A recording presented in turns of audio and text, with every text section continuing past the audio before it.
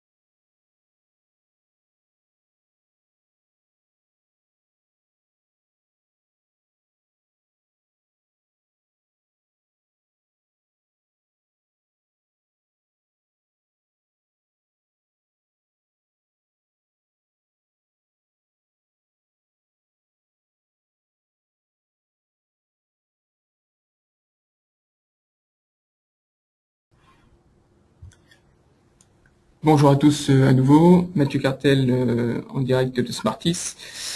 Donc nous allons commencer le webinaire maintenant. La plupart des participants invités nous ont rejoints. D'abord, merci de nous avoir rejoints aujourd'hui pour ce séminaire. Donc, je vais me présenter très rapidement. Ensuite, je vais présenter Smartis, puis Axelatis. Et puis donc, d'ici 5 minutes, nous rentrerons dans le vif du sujet, le suivi des activités utilisateurs via Axelatis. Donc, je suis Mathieu Cartel, consultant chez Smartis. Je suis en charge du développement de toute l'offre Axelatis en collaboration étroite avec Christophe Bouchez, notre directeur commercial. Juste un petit mot au niveau de l'organisation du webinaire. Tout le monde est en mode muet pour éviter tous les problèmes, les éventuels problèmes d'écho.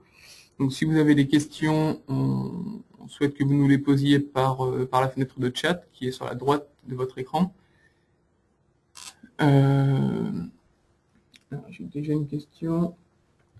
Il y a des problèmes, des personnes qui n'ont pas de son. Alors là.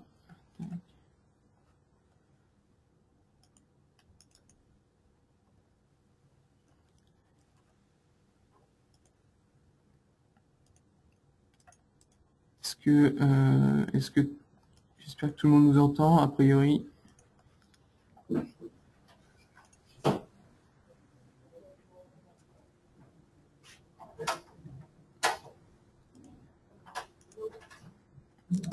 Est-ce que d'autres personnes ont des problèmes de son?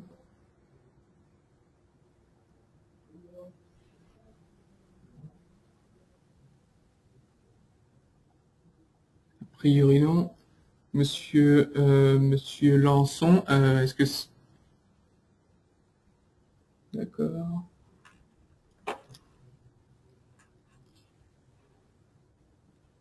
Monsieur Lançon, est-ce que c'est bon pour vous, de votre côté?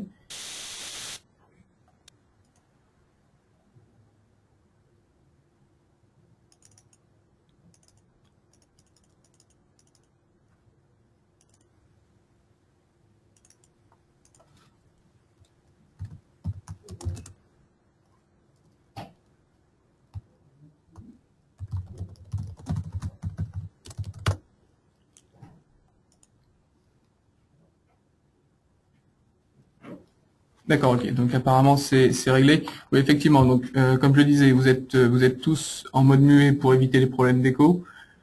Euh, les questions, on prendra les questions à la fin sous forme de chat. Et si donc si on a le temps, on répondra au fur et à mesure. Mais a priori, ça risque d'être compliqué. Euh, de toute façon, on reviendra vers vous avec des réponses si on n'a pas le temps de répondre à toutes les questions pendant le webinaire. Donc, nous allons aujourd'hui évoquer un contexte particulier d'utilisation de la solution Axelatis, donc le suivi des activités utilisateurs sur Oracle EPM. Nous vous proposerons le mois prochain un nouveau sujet et chaque mois un nouveau sujet, de manière à ce que vous puissiez découvrir la solution Axelatis dans son ensemble au fur et à mesure.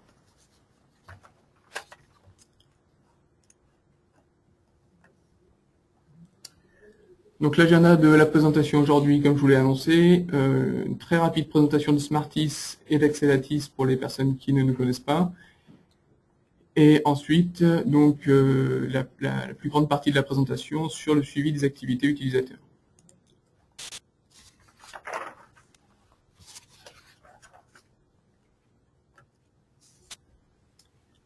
Alors Smartis est une société de conseil fondée en 2009 et spécialisée dans des produits Oracle EPM. Nous proposons un ensemble de compétences fonctionnelles et techniques pour réaliser des missions très diverses. Cela va de l'implémentation complète ou modulaire d'Oracle EPM. Donc on parle des produits HFM, Planning, SBase, FDQM, OBII, EPMA, etc. Toute la suite. On parle également de migration, bien sûr, vers les toutes dernières versions que sont la 11.1.2.1 et la 11.1.2.2. Également des mises en place de nouvelles fonctionnalités pour des clients qui utilisent déjà les logiciels mais qui souhaitent ajouter des nouvelles fonctions. Et puis, une partie importante de notre offre est une offre de TMA-TMT, c'est-à-dire d'assistance fonctionnelle et technique, qui nous permet d'accompagner nos clients sur le long terme dans une relation de confiance, et ce qui est très important pour Smartis. Alors voici un rapide aperçu de quelques références clients. Dans les projets récents, citons par exemple Publicis, chez qui nous avons réalisé la migration HFM, également Devanlé pour la migration SBase Planning cet été. Et puis, donc dans les deux cas, notons qu'on a utilisé également chez Énergie, pour le même type de projet, on a utilisé Axelatis pour sécuriser les migrations, pour automatiser de nombreux tests. Et puis également dans les clients qui ont fait confiance à Axelatis, Sodexo, qui utilise aujourd'hui, actuellement, la solution pour du monitoring et l'automatisation des tâches.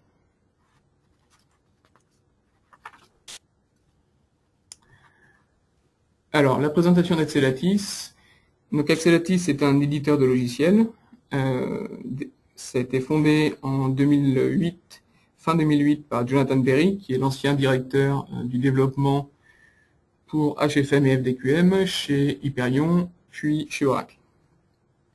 Il est entouré de spécialistes de différents produits, notamment Rob Salzman, qui est très connu dans le monde de SBase, Tony Mitry pour le produit HFM, etc.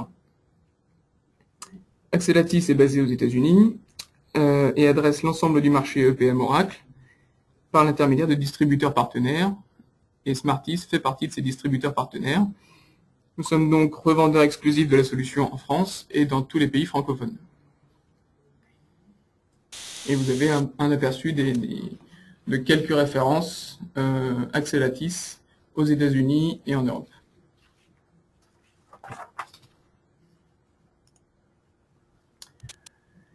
Alors Axelatis, qu'est-ce que c'est? On va attaquer un petit peu le sujet du jour.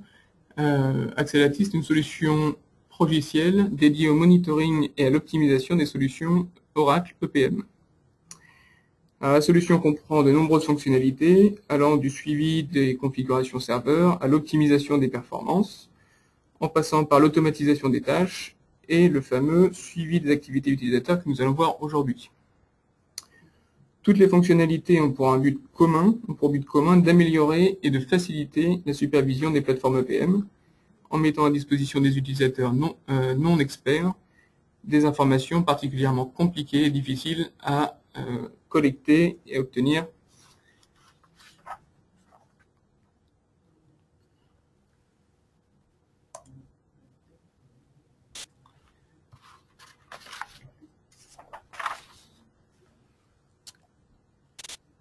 Voilà, donc on va attaquer maintenant le sujet du jour qui est le suivi des activités utilisateurs. On va décomposer ça en 5 parties. D'abord, on va expliquer de quoi on parle, c'est-à-dire quelles informations sont concernées par le suivi des activités utilisateurs.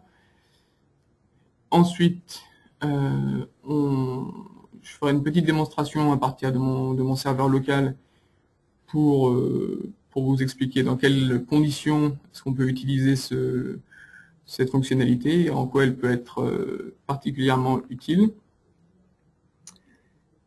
Ensuite, on passera sur 2 business cases très rapides qui sont des exemples de clients chez qui on a pu utiliser Smartis Axelatis pour résoudre des problèmes. Enfin, on regardera les performances, le suivi des performances et des SLA. Et puis, tout à la fin, on aura un aperçu des reports et dashboards qui sont disponibles avec Axelatis.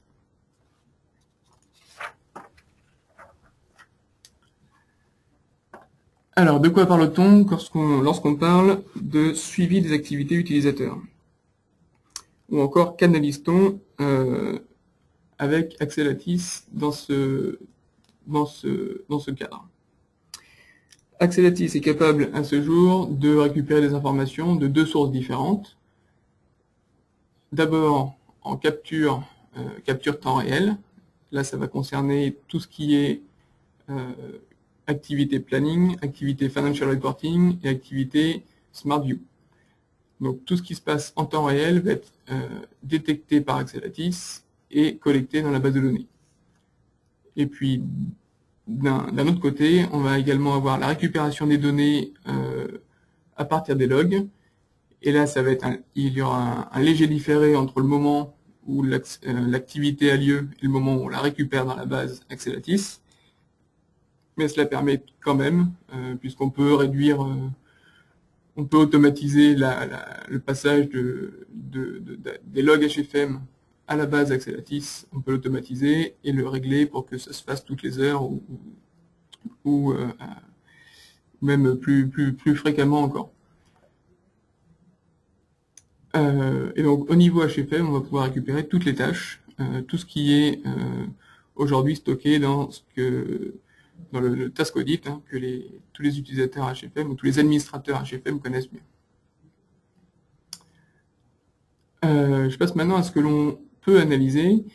Pour chaque activité qui va être détectée par Axelatis, on va pouvoir récupérer le nom de l'utilisateur qui est à la source de l'activité, et également le serveur, le produit, c'est-à-dire HFM ou Planning ou SmartView, la tâche, qui pourrait être une consolidation, un chargement de données, l'ouverture d'un report, etc., etc. Le document concerné s'il y a lieu, c'est-à-dire que si nous sommes dans le cadre d'une ouverture de webform dans Planning par exemple, on va pouvoir récupérer le nom du webform, la même chose pour un report par exemple. Également, pour les business rules de planning, on va être capable de récupérer le nom de la rule et donc de le stocker dans ce champ. Ensuite, on va avoir la durée, évidemment, c'est ce qui va nous intéresser le plus. Et puis, des informations annexes selon les activités. Diverses informations peuvent être stockées à cet endroit-là. Par exemple, pour une activité de rafraîchissement de retrieve, on va pouvoir récupérer le nombre de cellules qui ont été rafraîchies dans le fichier en une seule fois. Reste à expliquer, pardon, pourquoi on cherche à analyser ces données. Alors le but du suivi des activités utilisateurs est multiple. D'abord, nous avons la vérification du ressenti utilisateur. Alors pourquoi vérifier le ressenti utilisateur? D'abord, le ressenti utilisateur, comme son nom l'indique, est très subjectif. Donc, il est forcément préférable d'avoir des faits devant les yeux plutôt que des impressions remontées par des utilisateurs qui peuvent avoir des avis différents selon leur humeur ou selon ce qu'ils sont en train de faire. Donc avant d'entreprendre des investigations, c'est toujours bon de vérifier que l'information remontée par l'utilisateur est réelle. Ensuite, la compréhension et la résolution des problèmes. Alors avoir une bonne compréhension de la situation qui a mené à un problème est extrêmement importante, puisque ça va nous permettre de, à l'avenir, détecter cette situation, de manière à ce qu'on puisse éviter qu'elle se reproduise, et donc éviter que le problème se reproduise.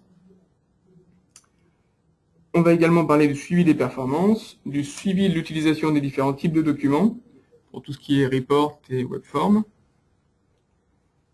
Et ce sera lié évidemment avec l'allègement des tâches de maintenance. On le verra dans les business cases à la fin de la présentation. Et puis, le suivi des activités utilisateurs va également nous permettre de définir des SLA très finement. Alors là, je vais m'arrêter un petit instant pour préciser ce dont on parle. Pour chaque activité que l'on détecte, il va être possible de définir un temps que l'on pourra qualifier d'acceptable, c'est-à-dire un temps acceptable maximum. Et donc on va parler de SLA dans Axelatis pour définir ces temps limites au-dessus desquels une alerte pourra être levée. Alors une alerte peut être levée au niveau des reports, par exemple, si on considère que aucun report ne devrait mettre plus de 10 secondes à s'afficher. On peut définir une alerte à 10 secondes, et puis surtout indiquer qu'un report qui s'ouvre au-delà de 10 secondes ne respecte pas le SLA qui a été mis en place. Et on verra à la fin de la présentation qu'on va pouvoir faire des statistiques sur le respect ou non des SLA pour toutes les activités. Ce sera bon pour le chargement de données, pour les consolidations, pour tout ce qui peut être détecté. On va pouvoir définir un temps limite acceptable.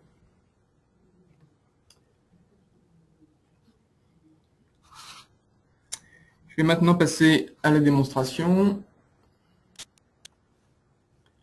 Alors pour cette démonstration, je me mets à la place, simplement, je me mets à la place d'un utilisateur, pardon, je me mets à la place d'un administrateur EPM.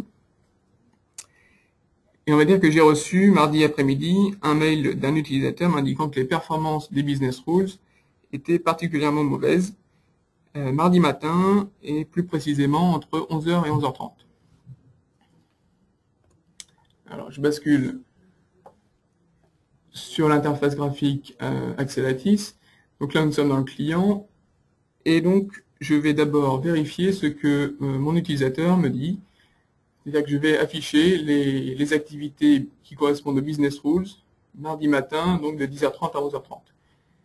Alors, j'ai déjà préparé un petit peu l'écran, c'est-à-dire que l'échelle de temps est déjà configurée. Il n'y a plus qu'à cliquer là-haut. Voilà, et donc là, on a pour chaque activité, ou chaque point plutôt, correspond à une activité. Donc là, j'ai choisi de n'afficher que les business rules.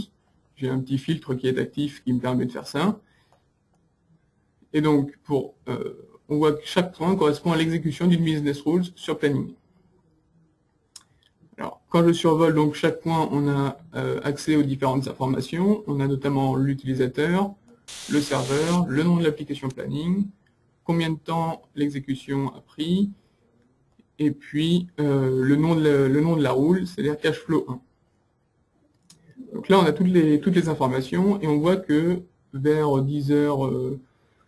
10h35, ça prenait 2 à 3 secondes. Donc là, on est à 2 secondes, 2 secondes encore, Et puis au fur et à mesure, là on est déjà à 10 secondes, on voit que les points s'aplatissent un peu, puisque à l'affichage, le point va être de plus en plus long en fonction du temps que l'activité a effectivement pris. Donc là, ça s'aplatit un petit peu. On a 13 secondes, 16 secondes, 22 secondes et même 25 secondes vers 11h à 11h19.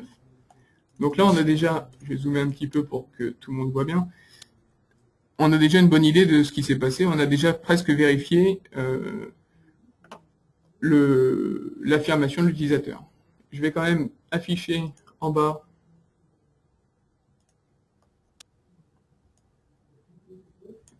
une courbe qui est l'évolution des performances sur les business rules sur la même fenêtre de temps. Donc on est aligné hein, entre les activités en haut et le graphique en bas. Et on a donc la vérification que on était à peu près 2 secondes au début ce matin, au début vers 10h, 10h30. Et les performances se sont dégradées jusqu'à atteindre 25 secondes, donc c'est pareil, on est à x10. Hein. Donc c'est évident que l'utilisateur s'est forcément rendu compte de ce qui se passait, qu'il se passait quelque chose. Donc maintenant on a vérifié, on a réalisé, on a fait la première étape, on a vérifié qu'effectivement il y avait eu un problème de performance. Maintenant il va falloir l'expliquer. Alors pour l'expliquer, d'abord je vais ajouter à cette courbe l'utilisation de mon processeur pendant la même période. Alors, on se rend compte que l'évolution de l'utilisation du processeur sur ce serveur-là va de pair avec l'évolution des performances. C'est-à-dire que plus mon processeur est occupé, et moins mes règles vont vite à s'exécuter. Alors, on peut se poser une question, c'est de savoir laquelle des deux informations est la conséquence de l'autre. En regardant ici, on voit que la fréquence, je dirais, la fréquence d'exécution des règles n'augmente pas au fur et à mesure. C'est-à-dire que on a des règles qui s'exécutent de temps en temps, il n'y a pas une charge particulière. Et là, on a 2 règles qui sont exécutées successivement, et pourtant on n'a pas de pic d'utilisation du processeur. Donc a priori, on peut éliminer l'hypothèse qui dit que c'est les business rules qui ont fait augmenter la charge du processeur. Donc si on élimine cette hypothèse-là, ça veut dire que quelque chose d'autre a produit ce pic d'utilisation du processeur et a peut-être donc impacté la performance sur les règles. Alors, je vais retirer le filtre que j'avais défini et puis je vais ajouter toutes les activités. Et donc là, maintenant, on se rend compte qu'il n'y avait pas, à ce moment-là, entre 10h30 et 11h30 mardi matin, il y avait plus que des rules, les business rules qui étaient exécutés. Il y avait également une consolidation sur HFM, des reports et des webform planning qui étaient ouverts. Alors, je vais directement éliminer l'hypothèse comme quoi ce sera la consolidation qui aurait causé le problème, ou en tout cas qui aurait causé la surcharge, parce que d'une part, on voit qu'elle n'est pas du tout alignée avec le pic d'utilisation du processeur, et d'autre part, elle a tourné sur un autre serveur. Vous pouvez voir que sur la case serveur, là, on a le VMSM101, alors que toutes les autres activités sont sur le serveur VMSM100. Donc là, on est certain que cette consolidation n'a rien à voir avec le problème de performance qu'on a eu sur les business rules. Deuxième élément, l'ouverture des webform planning. On se rend compte qu'on a une quantité d'ouverture relativement faible. On n'a pas une fréquence qui augmente à un instant ou à un autre. On a des performances qui ont l'air stables à 2 secondes, 1 seconde, 2 secondes encore. Donc, on va éliminer l'hypothèse que ce soit les webform planning, puisqu'il n'y a rien qui indique qu'il y ait une charge particulière à ce niveau-là. Maintenant, on va se pencher un peu plus sur la ligne qui correspond aux ouvertures de report. On se rend compte que jusqu'à 10h45, il y a quelques ouvertures de report, mais a priori assez peu. Et puis à partir de 10h45, le nombre de reports augmente considérablement, si bien qu'on ne peut plus voir à ce niveau-là s'il y en a de plus en plus ou de moins en moins. Par exemple, à 11 h, on ne peut pas dire s'il y en a plus qu'à 10h45 ou le contraire. Alors, pour faciliter la lecture, je vais afficher une dernière courbe qui correspond au nombre d'ouvertures de report par minute. Donc on voit qu'au début, jusqu'à 10h45, il y avait 0 report par minute, c'est-à-dire qu'il y avait moins d'un report par minute. C'est à peu près ce qu'on voit ici, hein. Il y a un report de temps en temps, mais il n'y a pas d'activité importante. À partir de 10h45, on passe à 10 reports par minute, c'est-à-dire un toutes les 6 secondes, et là on se rend compte que ça va de pair avec une augmentation de l'activité sur le processeur. À 11 h, on passe à une vingtaine de reports par minute, et on atteint même ici 35 reports par minute, et on voit que ça correspond au pic d'activité sur le processeur. Et ça correspond évidemment avec le moment où les performances sur les business rules sont les plus mauvaises. Donc là, très rapidement, on a pu faire l'analyse avec les activités utilisateurs. Premièrement, on a vérifié que ce que l'utilisateur nous avait remonté était vrai.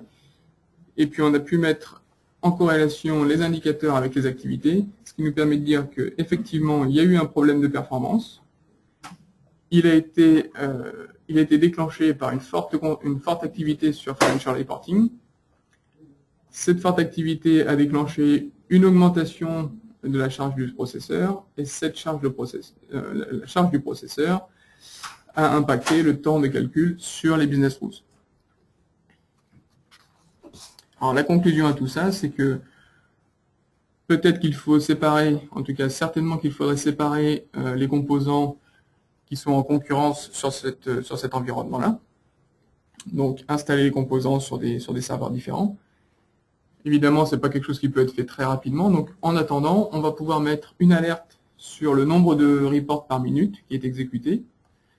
Et on va pouvoir, par exemple, prévenir les administrateurs dès lors que l'on franchit le cap de 15 ou 20 reports par minute, de manière à ce que, les administrateurs soient au courant qu'un possible problème de performance risque d'être remonté. Et donc, si le même utilisateur se plaint du même problème, on n'aura pas besoin de refaire l'investigation, on saura dire que oui, c'était à cause des financial reporting qui étaient utilisés assez fortement à ce moment-là. Voilà, donc je vais repasser sur PowerPoint.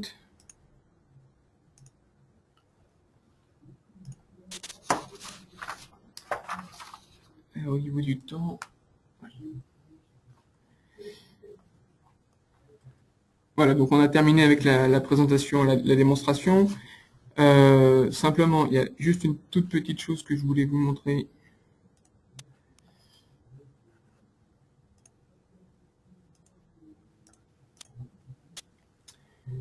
Tout à l'heure, j'étais sur une vue un peu macro sur 1 heure.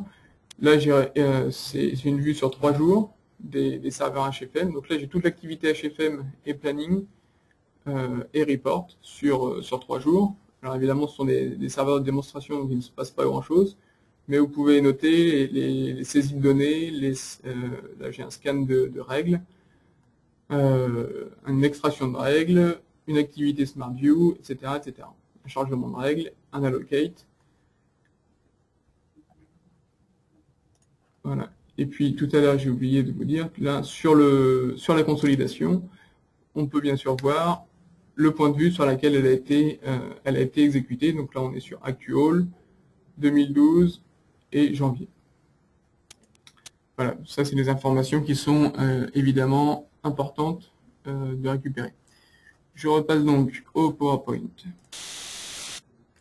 Et donc on va regarder très rapidement 2 business cases.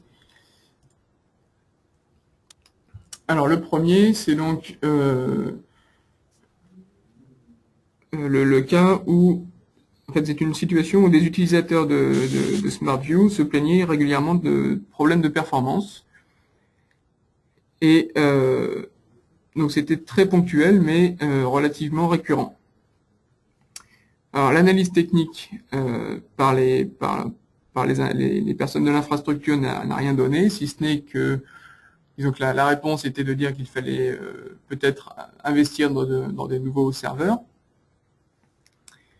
L'analyse Axelatis, en se servant du suivi des activités utilisateurs, a permis de mettre en lumière qu'un utilisateur en particulier utilisait un fichier qui était particulièrement gourmand en performance. C'est-à-dire qu'on voit sur la droite, sur le graphique, que notre utilisateur 1 avait tendance à rafraîchir un fichier de plus d'1 200 000 cellules, alors que les autres utilisateurs étaient plutôt sur des fichiers à 40-50 000 cellules. Le résultat est qu'à chaque fois que lui, le user 1, rafraîchissait ce fichier en particulier, tous les autres utilisateurs avaient des problèmes de performance. Donc, en trouvant ces événements dans le suivi des activités utilisateurs, on a pu aller voir cette personne, comprendre le problème. En fait, il y avait énormément de cellules qui étaient rafraîchies alors qu'elles auraient dû être figées. Et donc, on a pu retravailler le fichier, le splitter en plusieurs éventuellement. Et au final, quand on regarde le classement, le top 10 des plus grosses requêtes SmartView, on se rend compte que notre user 1, il est 8e seulement, avec des pics à 12 000 cellules par fichier. Et maintenant, on est revenu à des valeurs assez normales de 50 000 cellules par fichier. Et maintenant, plus aucun utilisateur ne se plaint de problèmes de performance sur SmartView. Le deuxième cas dont on voulait parler, c'est le problème de la maintenance des rapports, qui est bien connu, des administrateurs Financial Reporting, HFM. Alors c'est un problème qui revient assez régulièrement, effectivement, puisque après plusieurs années d'exploitation, le référentiel Financial Reporting contient souvent des milliers de reports qui sont difficiles à maintenir. Alors, en suivant l'activité des utilisateurs, on a pu mettre en lumière le fait que beaucoup des reports n'étaient jamais utilisés, et en utilisant une autre petite fonctionnalité d'Axelatis qu'on n'abordera pas aujourd'hui, on a pu tester l'intégralité des reports, l'ouverture de l'intégralité des reports, et se rendre compte qu'une partie d'entre eux ne fonctionnait plus, tout simplement, parce qu'un compte ou une entité ou n'importe quel élément des métadatas avait été changé. Et donc il était très rapide de pouvoir éliminer tous ces reports qui ne fonctionnaient plus, de également trier et réorganiser tous les reports qui fonctionnaient et étaient plus ou moins utilisés. Et donc on a pu diviser par deux le nombre de reports à maintenir, ce qui a forcément facilité la vie de l'administrateur. Et des utilisateurs également, puisque ces derniers peuvent maintenant ont un petit peu moins de problèmes à trouver ce qu'ils veulent lorsqu'ils cherchent un report qu'ils ne savent pas trouver.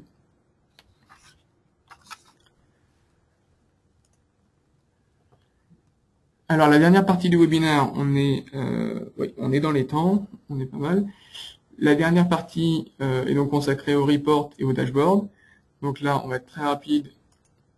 Je vais juste vous présenter, donc, ça sont deux graphiques qui sont extraits d'un rapport qu'Axelatis peut fournir automatiquement, c'est-à-dire qu'on n'a besoin de rien configurer, tout est déjà fait. Donc, on a à gauche les utilisateurs qui ouvrent le plus grand nombre de reports. Donc, on peut évidemment choisir sur quelle fenêtre de temps on sort le report. Hein. Donc là, dans notre cas, c'est un certain mCartel qui est largement au-dessus de tout le monde, à presque 2500 reports ouverts, alors que l'utilisateur suivant est à peine 500.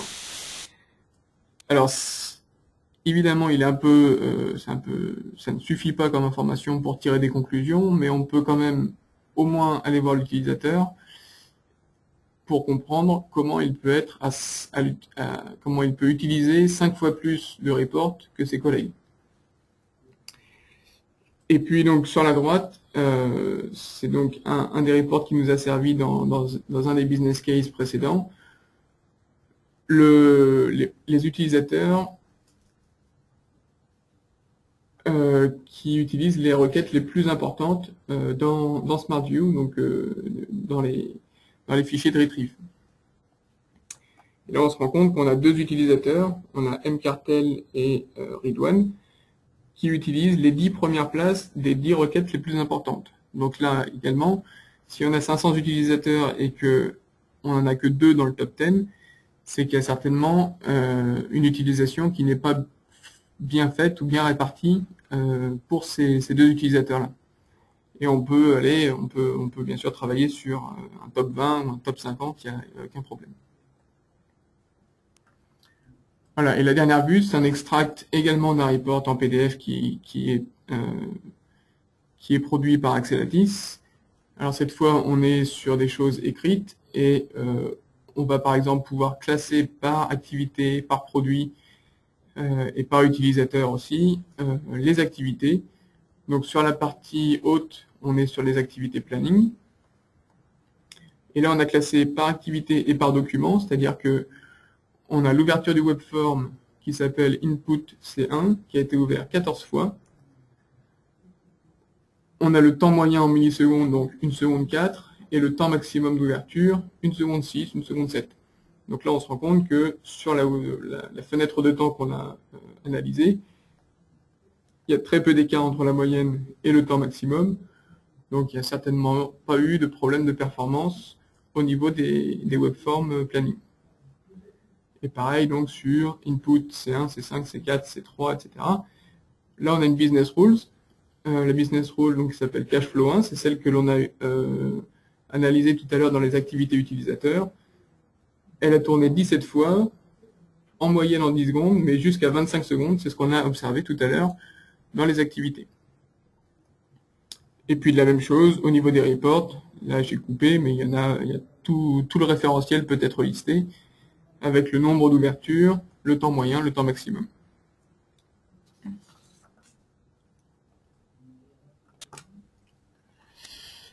Voilà, et donc notre dernier slide sur les...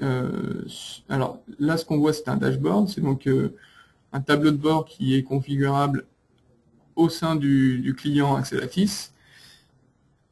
C'est quelque chose... Alors, les dashboards peuvent afficher tout un tas d'informations. Là, on est vraiment consacré... notre attention est complètement tournée vers les activités utilisateurs, mais on pourrait avoir tout un tas de graphiques sur tout un tas d'informations complètement différentes. Donc très rapidement, puisqu'on a déjà dépassé le temps, sur la partie gauche, en haut à gauche, vous avez 4 lignes qui correspondent à 4 SLA. Alors les SLA, j'en ai parlé tout à l'heure, c'est les temps maximum acceptables que l'on définit par activité. Pardon. Donc, sur la première ligne, on a HFN SmartView, et on voit qu'on a 100%, c'est-à-dire que 100% des ouvertures de webform via SmartView a respecté le SLA qu'on s'était fixé. En revanche, les 3 autres activités, qui sont des webform planning et du chargement de données, indiquent no data, c'est-à-dire qu'il n'y a pas eu, sur les 24 dernières heures, de chargement de données HFM ou d'ouverture de webform planning. Sur la partie basse, toujours à gauche, là on va avoir une espèce de consolidation des données qu'on récupère en haut, c'est-à-dire qu'on a jour par jour, donc le graphique court sur le mois de juin-juillet, et donc on a jour par jour le pourcentage de réalisation des SLA pour chaque activité.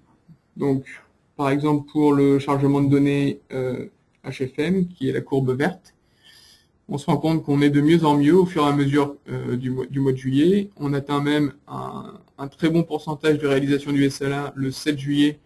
On est à plus de 90%. Et après, ça rebaisse. Et puis, on note, par exemple, sur la courbe rouge, qu'on a un problème apparemment de performance. Donc, le rouge, c'est les webform HFM via SmartView. Donc là, on se rend compte qu'on a apparemment un problème de performance. Et donc, c'est quelque chose qu'il va falloir investiguer. Le dernier graphique sur la droite, c'est un compteur d'activité. Alors ici, il est affiché par mois, il pourrait être affiché par semaine.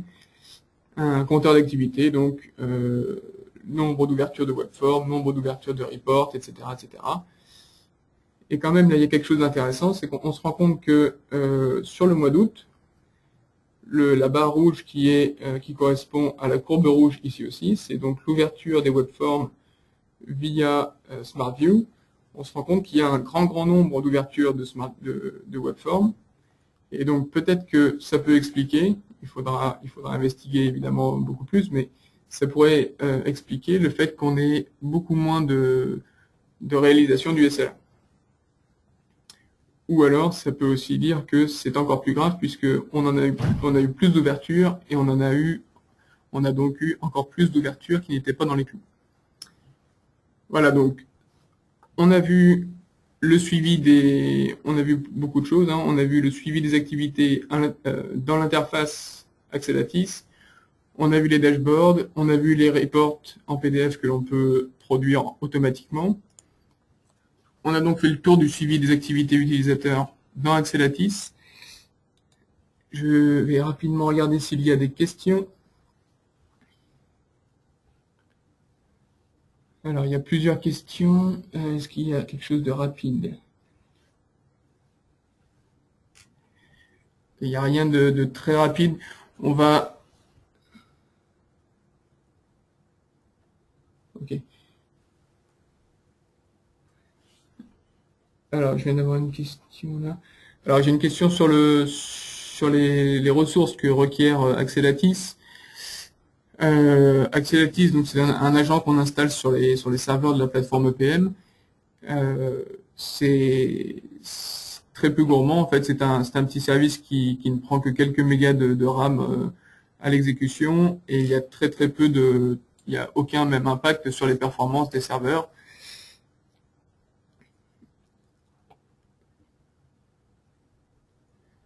Alors, là on a beaucoup de questions qui arrivent. Comme je veux pas déborder trop sur le temps, on est déjà à 40 minutes, je veux pas déborder plus. De toute façon, on conserve toutes vos questions et on y répondra dans les heures ou dans les jours à venir, il n'y a aucun problème. On vous recontactera donc pour toutes les personnes qui auraient posé une question pour y répondre. Il est temps pour moi de vous remercier d'avoir suivi cette présentation. Vous avez à l'écran les prochains rendez-vous, donc mardi 20 novembre, nous parlerons du monitoring un petit peu plus globalement des plateformes EPM avec Axelatis bien sûr. Et puis jeudi 13 décembre, nous parlerons migration et comment sécuriser la migration vers EPM 11.1.2.1 ou 11.1.2.2 avec Axelatis. Voilà. Merci encore d'avoir participé à ce webinaire et à bientôt j'espère.